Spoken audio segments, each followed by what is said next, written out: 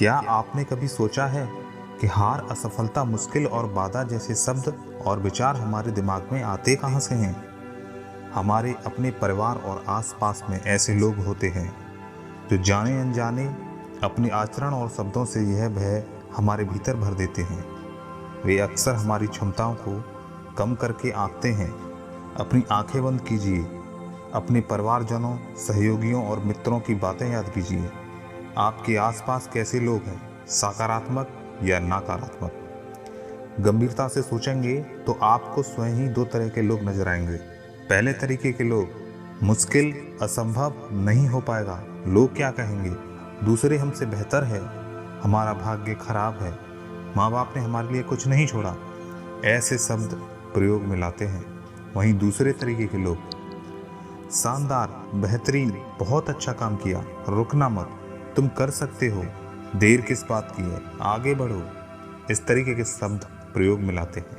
पहले तरीके वालों से मिलकर आपका उत्साह मंद हो जाएगा। आप चिंतित, निराश और हारा हुआ महसूस करेंगे। आपका आत्मविश्वास डगमगा जाएगा और आप अपनी महत्वपूर्ण योजनाओं को टाल देंगे। वहीं दूसरे तरीके के लोगों से मिलकर आप उत्साहित महसूस करेंगे, कुछ कर गुजरने की लालसा पैदा होगी, नए विचार होंगे, उमंग होगी और उत्साह बढ़ जाएगा। आप तेजी से योजनाओं को क्रियान्वित करेंगे।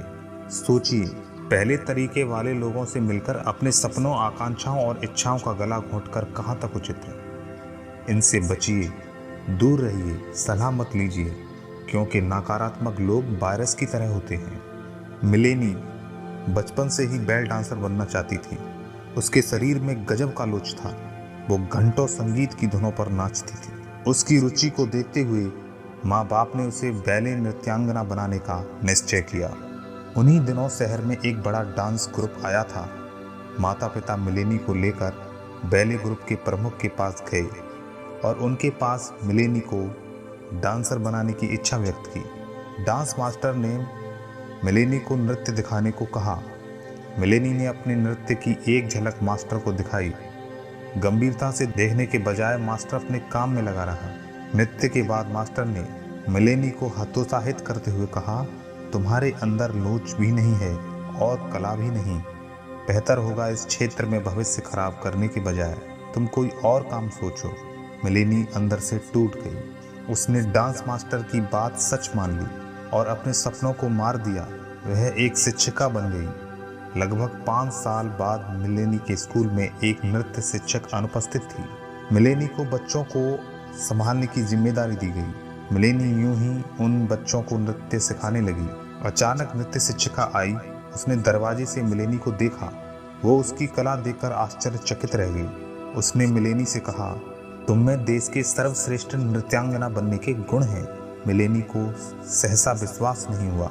नृत्य शिक्षिका मिलेनी को अपने डांस मास्टर के पास ले गई और उसके बाद जो हुआ वह सारी दुनिया को मालूम है। मिलेनी दुनिया की सर्वश्रेष्ठ बैले नृत्यांगनाओं में से गिनी जाती हैं। एक नकारात्मक डांस मास्टर ने मिलेनी की अद्भुत प्रतिभा को 15 वर्ष तक दुनिया के सामने नहीं आने दिया और दूसरे सकारात्मक डांसर ने उसे प्रख्यात डांसर बना दिया।